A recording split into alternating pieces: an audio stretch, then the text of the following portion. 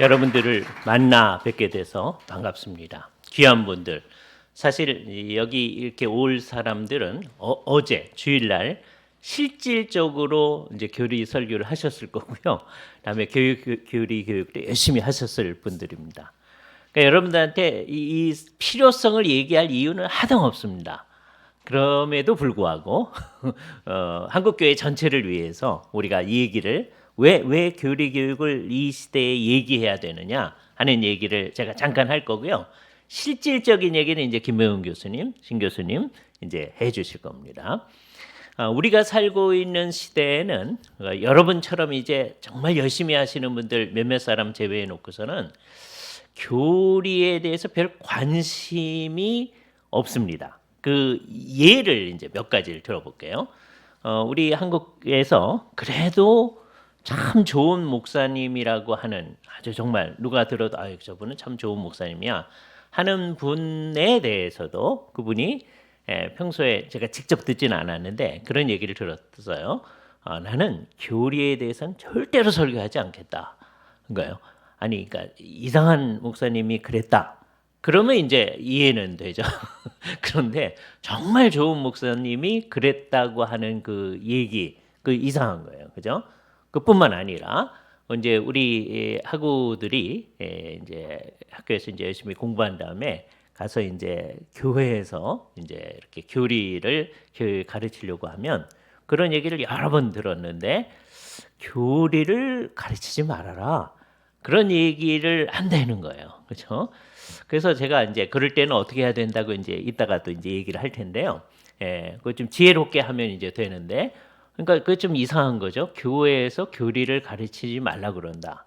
실질적으로 이거는 이제 진짜 들은 건데요. 하이델베르그 요리문다 그런 거 왜 가르치냐? 그런 얘기 제가 실질적으로 들었습니다.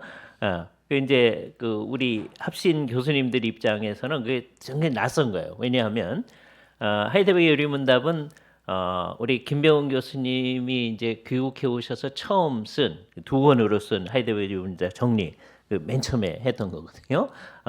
그리고 우리 이남규 교수님이 하이델베르그 요리문답을 비롯해서 하이델베르그에 있는 신학자들이 가진 신학이 어떤 거고 이 특성이 어떤 건가 늘 강조하는 거예요. 그리고 제가 하이델베르그 요리문답에 대해서 4권으로 강해서를 쓰고 뭐 이렇게 그러니까 우리 합신 교수님들은 하이델베르그 요리문답하고 굉장히 가까운 건데 그 얘기를 한 사람이 합신 목사님이시거든요. 하이델베르그 요리문답 그런 거 왜 하느냐? 그런 거 하지 말자. 뭐 이런 얘기가 이제 실제적으로 막 들려옵니다. 그게 이제 위험한 거죠. 그죠? 우리 주변은 지금 어떻게 돼 가고 있느냐 하면 지금 분위기가 우선 예배에서부터 이제 말씀을 드려야 되는데 예배가요. 뭐 한국의 모든 교단들의 예배가 통일이 되어 갑니다. 어떻게 통일이 되어지느냐? 옛날에는 이래서 장로교회다 그럼 장로교회의 예배의 특성이 있었어요. 그렇죠? 근데 이제 그게 없습니다. 어느 교회 예배든지 다 통일이 되어 가요.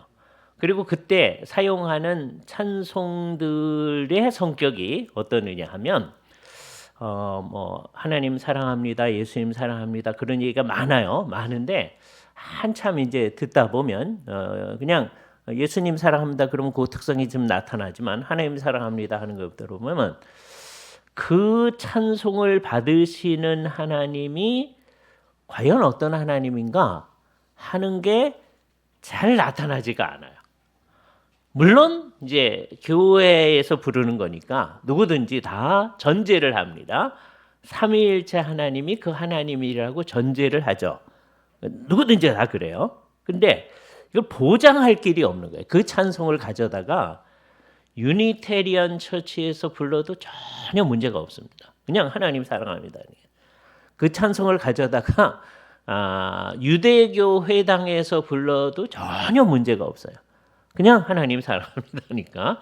그러니까 이게 뭘 얘기해 주느냐 하면 세월이 지날수록 우리의 경배의 대상이 되는 우리의 설교의 중심이신 삼위일체 하나님이 모호해지는 세상 속에 우리가 있다. 라고 하는 것을 우리가 생각을 하게 됩니다. 그죠? 그래서 오늘 얘기의 이제 출발점을 여기서부터 이제 할 텐데, 제 얘기의 오늘 강조점은 딱 두 가지인데, 하나는 삼위일체이고요. 이따가 이제 예배일 텐데, 삼위일체를 원학은 어때야 되느냐 하면, 처음부터 알고 내가 삼위일체 하나님을 섬긴다. 그러고 나오는 사람은 거의 없습니다. 예수님을 믿고 예수님의 가르침을 따르다 보면 우리 하나님이 삼위일체 하나님이지. 그러면서 세월이 지날수록 삼위일체 하나님에 대한 인식이 있게 되어지고 그러려면 교리를 정확하게 이해를 하게 되죠. 점점점. 누구든지 그렇게 가는 거예요. 이걸 다 이해하고 그 다음에 나는 믿습니다. 그런 사람 아무도 없습니다. 또 그런 전략을 취한다고 하는 것은 도무지 가능성이 없는 전략을 취하는 거죠. 우리가 믿는 바를 가지고서 이제 출발을 하는데, 그래서 우리는 언제든지 믿음으로부터 이제 출발합니다.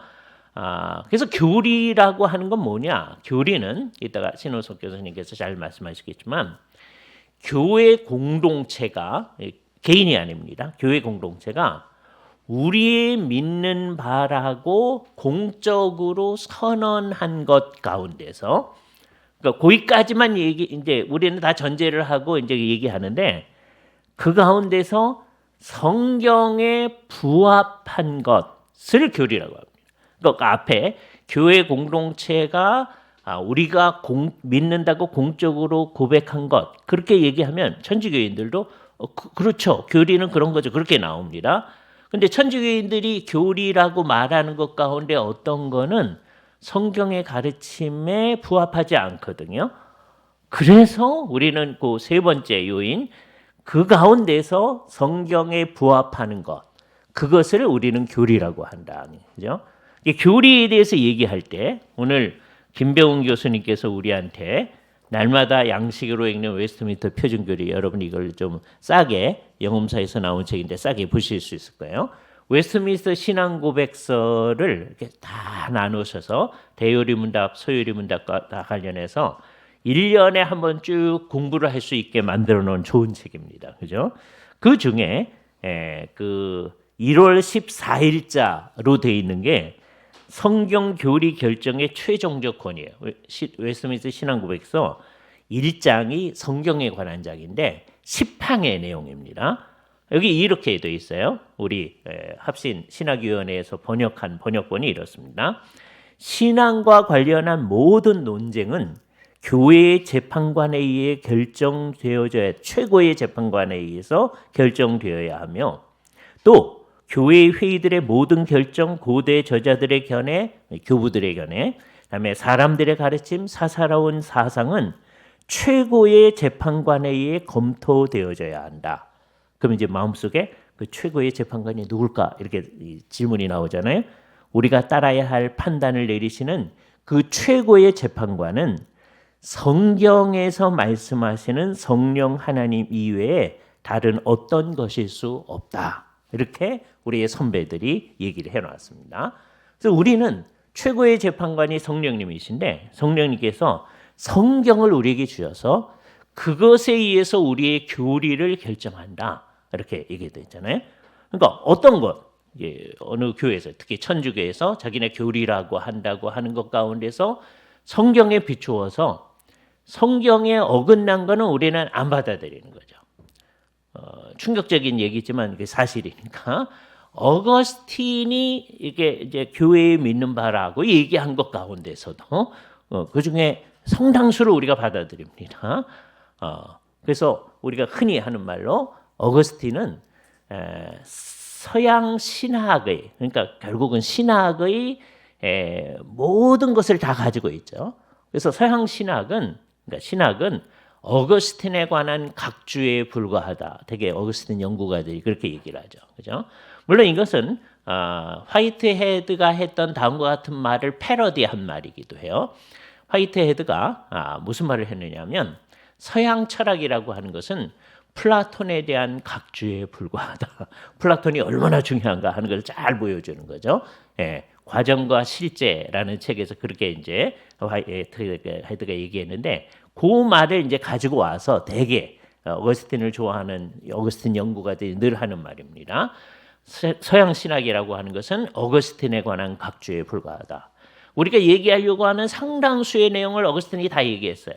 그런데도 그건 어거스틴 개인의 견해고 그 당시 교회의 견해니까 그 가운데서 그 당시의 교회가 이게 우리의 믿는 바이다라고 공적으로 선언한 것 가운데서도 성경에 어긋난 거는 우리 입장으로 받아들이지 않는다. 성경에 맞는 것만 우리 입장으로 받아들인다. 이게 우리 입장이죠. 그죠? 물론 상당히 후기에 결정된 이제 청주교에서 결정된 견해이지만 천주교인들은 8월 15일 그러면 전부 다 우리는 8월 15일 그럼 우리 이제 광복절 이렇게 생각하잖아요. 천주교인들은 성모 승철 기념일 그러거든요. 예? 그래서 이제 마리아가 예수님이 하늘로 올라가셨던 것처럼 하늘로 올라갔다는 거예요. 그 얘기를 딱 들으면 우리는 에이, 성경에 그런 게 어디 있습니까? 이렇게 이제 얘기하잖아요. 이게 벌써 우리가 교리에 대해서 성경적 근거를 가지고 얘기해야 된다는 입장을 가지고 있기 때문입니다. 천주교인들 가운데서 이제 성경을 잘 모르는 사람은 어떻게 이제 반응이 나오냐면 어딘진 모르지만 있겠죠. 요게 이제 우리도 나중에 그럽니다. 예, 어딘지 모르지만 있겠죠. 그럽니다. 그러나 이제 천주교인들 가운데서 성경 아는 사람은 성경에 그런 거 없죠. 그러나 이제 천주교 입장에서 나오는 거죠. 우리는 이게 천주교를 얘기하는 겁니다. 성경과 교회에서 옛날서부터 계속해서 구전되어진 그것을 전승이라고 하죠. 오랄 트레디션 이 두 가지를 받아들인 거죠. 이게 천주교의 기본적인 입장입니다. 성경과 전승, 그죠? 바로 이것 때문에 종교개혁자들이 오직 성경 그런 겁니다. 그죠? 전승이 성경적 전승, 그건 우리가 받아들인 거죠. 그죠? 사도 바울이 전승을 강조하잖아요. 파라도시스. 내가 전한 것은 주께 받은 것이니 자기도 받아서 전하고 있는 거죠. 그러니까 성경적 전승은 중요한 거예요. 그건 성경에 있는 거예요. 그런데 그 외의 것은 우리에게 중요하지 아니하다. 그래서 우리는 교리를 성경의 근거를 가진 교회가 공적으로 선언한 것이라고 얘기합니다. 교회가 공적으로 선언하지 않은 것은 이게 교리는 아니에요. 그죠? 그러니까 이게 우리한테 매우 중요한 거죠. 교회는 언제나 그래야 된다. 그 중에 아주 대표적인 게 삼위일체 하나님에 대한 우리의 이해거든요. 그런데 이제 대부분의 교회들이 아까 찬송가를 예를 들어서 얘기했지만 전제는 해요. 우선 전제는 삼위일체 하나님이라고 전제는 하는데 삼위일체 하나님이 뭔지를 이런 것 같아요. 결국 한국교회 전체를 살펴보면 우리는 삼위일체 하나님인데 삼위일체 하나님이 어떤 분인지는 모르기로 합니다. 예? 왜? 아무도 몰라. 예? 그래요. 그죠? 그냥 목사님은 아시겠죠. 성도들은 그냥 삼위일체 하나님이라는 말은 해요. 실제로. 근데 세월이 지날수록 그 삼위일체 하나님이 우리에게 정말 분명해져야 되거든요. 모르기로 할 뿐만 아니라 얘기를 나중에 들어보면 어떻게 되어지느냐? 고대 교회에서 이단으로 얘기한 것을 우리의 입장으로 받아들여요. 저에게 이제 제가 중학교 때 학습을 받았거든요. 저는 초등학교 1학년 때 예수를 믿기 이제 시작했어요. 그래서 유아 세례를 안 받은 사람입니다. 그래서 이제 중학교 1학년 때 이제 학습을 받고 고등학교 1학년 때 이제 세례를 받았는데 이게 이제 학습을 받으려니까 학습 교육을 하시잖아요. 우리 그때 전도사님, 강도사님 정말 좋으신 분입니다. 나중에 아주 좋은 목사님이 되셔서 브라질에 선교사 하시고 뭐 그러신 아주 좋은 목사님이신. 그 목사님에 대해서 제가 지금 뭐라 그러는 거예요 지금? 중학교 때 이제 우리한테 어른들 몇 사람하고 우리 이제 그때 학습 받는 사람들 또 세례 받는 사람들 모아놓고 세례 교육을 하시는데 삼위일체 하나님에 대해서 이제 설명을 해주시는 거예요, 그죠? 뭐라고 얘기하냐면 어떤 분이 회사에 가면 사장님이시고, 예? 근데 집에 오면 애들은 이제 아빠니까 애들이 아빠라 그러고, 그리고 교회 오면 집사님이시지 않냐? 그런 것처럼 한 하나님이신데 성부이시기도 하고 성자이시기도 하고 성령님이시기도 하다 그런 거예요. 그래서 이제 중학교 때 우리 강도사님이 그러시니까 그걸 학습 교육을 하시면서 그러신 거예요. 그래서 그런가 그렇게 생각한 거예요. 그래서 나중에 제가 이제 신학을 공부해 봤더니 그게 양태론이라는 거 여러분 아시죠? 그죠? 양태론이 이단이에요. 그러니까 여기서 주의해야 됩니다. 그럼 우리 강도사님이 양태론 이단이신가요? 그건 아니죠. 그렇죠? 그분은 아주 신실하신 분이에요. 좋은 목사님이 나중에 되신 분이고 사역도 많이 하신 분이라. 그러나 설명을 잘못한 거죠. 그죠? 그런데 그게 우리 저한테 그렇게 했던 그 강도사님만 그런 게 아니라 한국 교회 대부분이 상당히 그렇습니다. 상당히 많은 사람들이 되게 양태론적 이해를 가지고 있어요. 왜냐하면요, 이 얘기를 저는 나중에 신학교, 물론 이제 조직신학 교수는 아니에요. 신학교 교수님한테서도 들었어요. 예? 이렇게 사석에서 들었습니다. 그러니까 이제 이게 심각한 논의가 되면 그럴 수 있습니까? 이렇게 해야 되는데 이제 그러지 않은 상황이었죠. 그러니까 이게 신학교 교수님도 그럴 정도라면 합신 교수님은 아니에요. 예? 정도라면 그게 얼마나 널리 퍼져 있는가 하는 걸 알 수 있어요. 그죠? 그 양태론보다 그러니까 아주 대표적인 게 물 같은 거잖아요. H2O인데 그게 상온에 있을 때는 물이고 이게 얼면 얼음이고 그다음에 100도씨 이상으로 가면 수증기가 되지 않냐. 물질의 3태 애들한테 이제 가르칠 때 하면서 우리 하나님도 하나님이신데 성부 성자 성령이다. 그렇게 얘기하는 거 이게 양태론이거든요. 이게 이단입니다. 근데 그게 한국교회에 얼마나 멀리 퍼져가고 있어요. 그렇죠? 한국교회 지금은 돌아가셨지만 제일 큰 교회의 목사님이셨던 분의 방송 설교를 제가 어느 날 들었어요. 그분은 삼위일체 얘기를 하면서 제가 이른바 명함 이론이라고 하는 걸 얘기하더라고요. 그분이 말씀하시기를 자기가 자기 명함 3개를 꺼내가지고 3사람한테 나눠준 것과 같이 하나님께서는 당신님을 요렇게 성부로 성자로 성령으로 했다는 거예요. 이 명함 이론은요 양태론보다도 못한 거예요. 적어도 양태론은 본질은 같잖아요. 예? 그렇게 설명한 거거든요. 예? 그런데 이제 그분이 성부고 성자고 성령이다. 같은 분이 형태만 바꿔서 나타난 거라고 하잖아요. 그러니까 이게 뭘 얘기해 주냐. 이 명함 이론에 의하면 그게 한국에서 제일 큰 교회 목사님입니다. 세계에서 막 집회를 많이 하시던 분이에요. 예? 지금은 돌아가셨지만 그런데 그렇게 설명하시더라고요. 그분이 그렇게 설교하시니까 그 설교를 듣는 사람들은 아멘 하고 그러더라고요. 그러니 이게 그럼 한국 교회는 이단인가? 위험한 상황 속에 있는 거잖아요. 바로 이 상황이 우리가 교리를 제대로 가르쳐야 할 상황입니다. 이 얘기를 듣고 나서도 여러분이 교리는 가르치지 말자라고 한다면 여러분 안 그러겠지만 그렇게 하시는 목사님은 한국 교회를 진짜 말아먹자라고 작정한 것이죠. 그렇죠? 그 얘기를 들은 다음에 제가 했던 이 몇 가지 예를 들은 다음에 이거는 정말로 심각하다.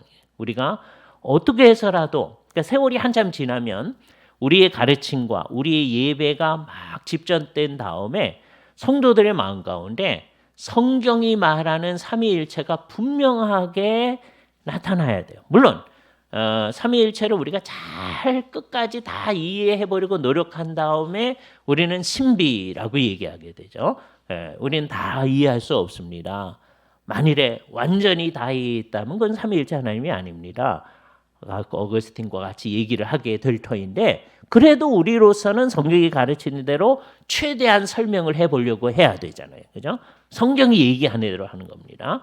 성경이 얘기하는 데까지 가서 그 얘기를 해야 되는 거죠. 그죠? 그래서 최소한 이제 주일학교 애들도 적어도 기본적인 우리가 삼위일체 얘기할 때 가장 기본적으로 얘기하는 게 성부 하나님이 하나님이시고 성자 하나님 우리 주 예수 그리스도께서 이 세상에 오셔서 자기를 아드님이라고 자꾸 하시고 아들이 자유하게 하면 자유하리라 라고 하는 게 분명하고 그다음에 성령 하나님이 성자하고 질이 같은데 다른 분이라고 하는 것이 분명하다면 그게 소위 또 다른 보혜사 알로스 파라크레토스라는 말 속에 함이 되어 있잖아요. 그죠?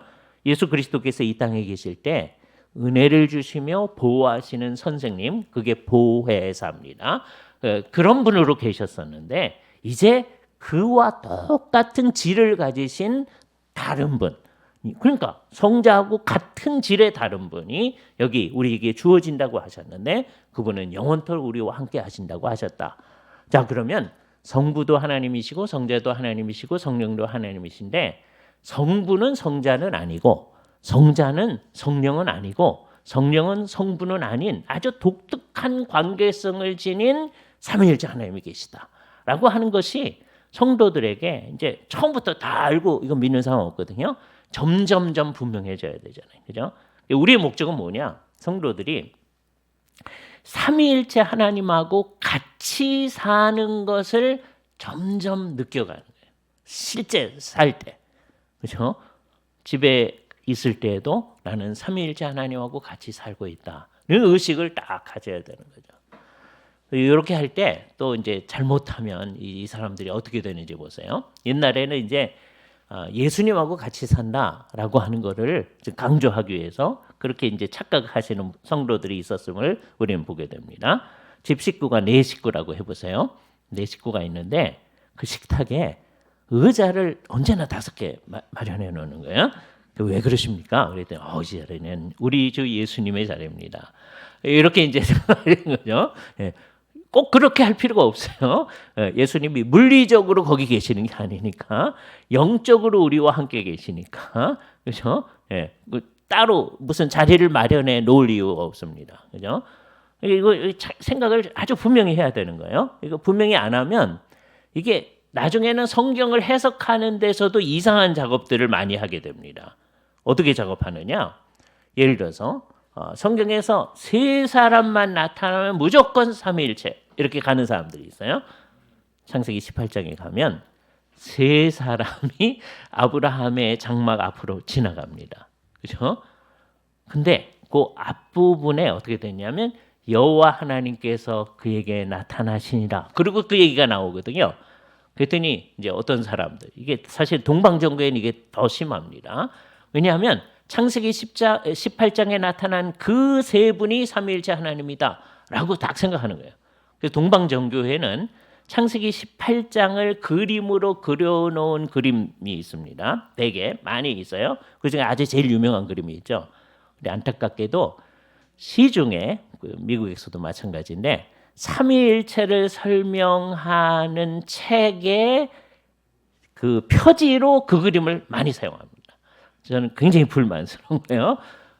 왜요? 창세기 18장에 나타난 3사람 가운데 18장과 19장이 연결되어 있으니까 그 2 천사는 나중에 소돔과 고모라에 갔잖아요. 그죠? 그래서 그 19장에 그 2 천사가 그렇게 나오죠. 그러니까 연결되어 있으니까 18장에 나타나는 3분 가운데에서 2은 분명히 천사였구나 하는 걸 알 수 있게 됩니다. 그렇죠? 그러면 이제 한 분은 아마 삼위일체 하나님께서 그 중에 하나님께서 사람의 모습을 하고 이 세상에 이제 오셨을 것 같은데 그건 확언할 수 있겠죠. 근데 그게 여기서부터 이제 논란이 있는 거예요. 그게 성부시냐, 성자시냐, 성령이시냐, 그건 논란할 수 있습니다. 그죠? 정확한 건 나중에 하늘에 가서 여쭤봐야죠. 근데 상당히 많은 분들은 아마 후에 성육신 하실 분이 성자니까 성자께서 미리 성육신 하셨을 거다라고 이제 추론을 하죠. 우리는 성경을 공부하면서 이건 교리에 속하는 게 아니에요. 성경에 명백히 나와 있고 교회가 공식적으로 선언하는 거 삼위일체 하나님 이거는 공식적인 겁니다. 그건 교리에 하는 거예요. 근데 그중에서 창세기 18장에 나타난 그 3사람 가운데서 한 분이 성자 하나님이었을 가능성 그건 교리에 속하지 않습니다. 그건 예수 믿는 사람들이 재미있게 논란할 논의죠. 확실한 것은 하늘에 가서 주께서 여러분이 여쭤보면 알려주실 거예요. 그죠? 그래서 우리는 신학 공부를 하면서 이 2가지 명백히 얘기할 수 있는 게 있고 하나는 재미있게 논의할 수 있는 게 있다는 것을 생각하게 되어집니다. 그죠? 그러니까 세월이 지나면서 우리에게 성도들의 마음 가운데 우리가 삼위일체 하나님하고 같이 산다는 게 점점 명료해져야 되는 거죠. 우리 집에서도 삼위일체 하나님과 같이 살고 뭐 길을 갈 때에도 삼위일체 하나님과 같이 살고, 그죠? 그게 우리에게 아주 명백해져야 돼요, 그죠? 구원받은 사람의 삶은 삼위일체 하나님하고 같이 사는 삶이다. 이 세상에서도 삼위일체 하나님하고 같이 살다가 죽으면 곧바로 하늘에서 삼위일체 하나님하고 같이 살죠. 그러다가 우리 주 예수 그리스도께서 다시 오실 때 우리는 모든 성도들과 함께 새 하늘과 새 땅, 온 세상을 주께서 새롭게 하신 그 땅에서 우리는 영원토록 살 겁니다. 근데 그 삶이 삼위일체 하나님과 같이 사는 삶입니다. 그때는 삼위일체 하나님이 어떤 분이신지를 더 정확히 압니다. 하늘에 있을 때 지금보다는 좀 더 정확히 알겠죠. 그러니까 이제 한국 교회 이제 많은 분들, 그러니까 삼위일체 하나님 잘 몰라도 나중에 다 알아요. 이렇게 하는 거는 우리에게 주어진 책임을 방기하는 겁니다. 우리가 할 수 있는 데까지는 정확하게 설명을 해보려고 하고, 다음에 안 되는 것은 하늘에 가서 얘기하되 그 하나님이 같은 삼위일체 하나님이시다라고 하는 걸 분명히 해야 되겠죠. 그러니까 여기 첫 번째, 우리가 왜 교리를 공부해야 되느냐, 이게 첫 번째 이유예요. 두 번째, 우리는 성경을 공부하면서 히브리서 1장 1절 2절 말씀을 굉장히 중요시해야 되는데, 왜냐하면 하나님께서 구약 시대에 여러 모양과 여러 방식으로 우리에게 계시를 주셨는데 2절에 이 모든 날 마지막에 아들로 우리에게 말씀하셨으니 그러잖아요. 이게 예수 그리스도의 성육신 사건을 중심으로 해서 하는 얘기라는 걸 우리가 다 알 수 있습니다. 예수 그리스도께서 이 세상에 오셨을 때를 히브리서 1장 2절은 이 모든 날 마지막이라고 얘기한다. 근데 이거를 믿지는 않아요, 자꾸. 성경은 그렇게 얘기하는데 안 믿어요. 이게 좀 안타까운 거죠. 그러니까 성경이 얘기하는 대로 믿게끔 하는 게 이제 우리가 해야 할 일이죠. 성도들이 믿는데 이제 안 믿는 게 있고요. 또 믿는데 성경대로 안 믿는 게 있잖아요. 그러니까 우리가 목사로서 해야 할 일은 두 가지죠. 안 믿는 사람들만 안 믿는 게 아니라 성도들도 안 믿는 사람 많거든요. 그걸 믿도록 만드는 일, 그게 우리 하는 일이고, 우리 머릿속에 있는 것 가운데서 성경적이지 아니하고 잘못된 거를 고쳐서 성경적으로 믿도록 만드는 그거잖아요, 그죠? 그 중에 아주 대표적인 게 뭐냐면 예수 그리스도 안에서 이 모든 것이 새로워져서 이제 우리가 살고 있는 그 시대, 이 시대, 이게 신약 시대입니다. 신약 시대가 이 모든 날 마지막이다라고 하는 걸 분명해야 돼요. 그래서 여기서 분명히 뭐가 시사되어져 있느냐면 하나님께서 이전 시대에 주시던 계시의 방식이 이제는 더 이상 있지 아니하다라는 생각을 하게끔 누구든지 창세기 히브리서를 본다든지 요한계시록에 이 두루마리에 있는 말씀에 뭘 더하는 사람들에게는 재앙이 있을 거다. 그런 말씀을 통하여서 누구든지 다 그 생각을 할 수 있습니다. 그죠? 그래서 모든 신조, 개신교 신조에는 그런 게 전제가 되어 있어요. 성경에다 뭘 더하면 안 된다라고 하는 게 전제되어져 있습니다. 그런데 우리 웨스트민스터 신앙고백서에는 1장 2랑 맨 마지막 부분에 성경이 반드시 필요할 뿐만 아니라 하나님께서 자신의 뜻을 자기의 백성들에게 계시하시던 이전 방식들은 이제 중지되어졌다라고 아주 명료하게 얘기하고 있거든요. 이거 우리가 이거 교리입니다, 이게. 왜냐하면 공식적으로 선언하는 게 개신교의 교리입니다. 이거를 안 믿으면 적어도 장로교인은 아닙니다. 그죠? 장로교인은 이렇게 믿는 겁니다. 라고 웨스트민스터 신앙고백서에. 그러니까 옛날에는 환상과 꿈으로 하나님이 계시해주고 그랬는데 이제 그런 방식은 이제 그쳐졌습니다. 라고 우리의 선배들이 명료하게 했어요. 이게 1장 2랑 맨 마지막입니다. 예? 그 결과 다른 거 이제 거기 들어가면 안 되니까 1장 6항 가운데 부분에 의하면 그러므로 성령의 새로운 계시에 의해서든지 사람의 전통에 의해서든지 어떤 것이라도 어떤 때이건 성경에 추가되어져서는 안 된다. 이렇게 되어 있거든요. 그러니까 성경에다가 어젯밤 주께서 이런 계시해 주셨습니다. 라고 얘기하면 안 되는 거예요. 다른 모든 것에도 다 이렇게 전제되어 있어요. 그런데 웨스트민스터 신앙고백서는 아주 명료하게 선언되어져 있어요. 그래서 적어도 장로교회는 그런 거 안 하는 거거든요. 그죠?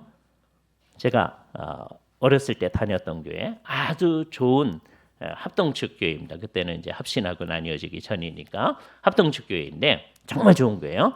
제가 주일학교 때부터 웨스트민스터 신앙고백서 소요리 문답 맨 처음에 배웠고요. 중학교 가니까 이제 웨스트민스터 고백서 제1장 거기서부터 쫙 공부해놔. 좋은 교회잖아요. 그런데 좋은 교회인 그 교회에서도 이제 제가 두 가지 얘기를 할 텐데 무슨 문제가 있느냐 하면 성도들이요 가끔 가다가 오후에 어디를 가더라고요. 어디들 가냐 그랬더니 계시 받으러 갔다 온대요. 예? 좋은 교회인데 그래서 제가 재미있게 그걸 민중신학이라고 얘기합니다. 예? 민중신학, 백성들의 신학이죠. 그래서 나중에는 그게 이기더라고요. 우리의 공식적 신학은 성경에다 뭘 더하면 안 되는 거예요. 근데 사람들은 자꾸 더하려고 그래. 그죠? 그게 은혜롭다고 그래요. 예? 그렇지 않은 건 은혜롭지 않다는 거예요. 성령을 제한한다는 거예요. 그게 잘못된 이해거든요.